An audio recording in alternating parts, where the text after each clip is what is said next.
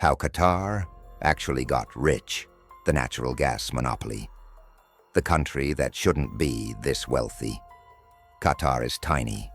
No massive population, no ancient empire, no industrial revolution, no global manufacturing base, and yet it's one of the richest countries on Earth. Not per capita, on paper, rich, but real power rich. It influences global energy prices. It hosts the world's biggest sporting events. It punches far above its size in geopolitics. So here's the mystery. How did a desert peninsula with almost no people quietly become one of the most powerful energy players in the world? The answer isn't oil.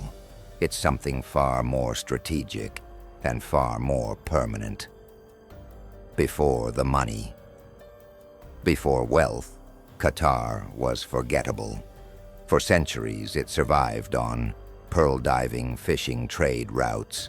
The British Empire controlled the region indirectly. Resources were limited. Life was harsh. When oil was discovered in the Gulf, Qatar wasn't even the star. Saudi Arabia, Iran, and Iraq dominated attention. Qatar looked small, late, and irrelevant. But that weakness forced a decision, and that decision changed everything. The discovery that no one understood. In the 1970s, Qatar discovered something massive beneath its waters, the North Field. At the time, it didn't look revolutionary. Why? Because it wasn't oil.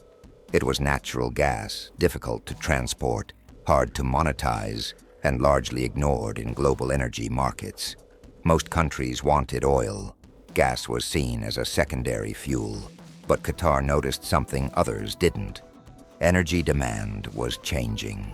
Cleaner fuels, electricity generation, industrial expansion. Gas wasn't a backup. It was the future. Betting everything on gas. Here's where Qatar made its defining move. Instead of chasing oil dominance, Qatar went all in on natural gas. This was risky. Gas requires massive infrastructure, long-term contracts, specialized shipping, enormous upfront capital. Most countries avoided that risk. Qatar embraced it.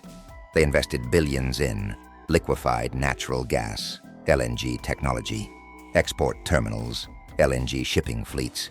They didn't just extract gas. They controlled the entire chain: production, liquefaction, transport, export. This wasn't energy extraction. It was energy monopoly building. LNG changed everything. Natural gas is useless if you can't move it. Pipelines limit power. LNG removes borders. By turning gas into liquid, Qatar could ship energy anywhere in the world. Asia, Europe, emerging markets. Suddenly, Qatar wasn't selling to neighbors. It was selling to the planet. And while others debated climate policy, Qatar locked countries into long-term supply contracts. 20 years, 30 years, guaranteed demand. This wasn't short-term profit. This was permanent leverage. When the world needed Qatar, every monopoly is tested in crisis. For Qatar, that moment came during global energy shocks, when supply chains broke, when geopolitical tensions rose, when countries realized energy security mattered more than price. Suddenly, LNG wasn't optional. It was essential. Qatar had already built the infrastructure, already locked contracts, already controlled shipping capacity. While others scrambled, Qatar delivered. And with every crisis, Qatar's leverage grew. Power beyond size. Energy dominance gave Qatar something more valuable than money: independence. When regional powers pressured Qatar politically, energy shielded it. When blockades were attempted, LNG revenue sustained it. When diplomatic isolation was imposed, contracts kept flowing. Money buys survival. Energy buys irrelevance of pressure. Qatar didn't need to be liked. It needed to be needed.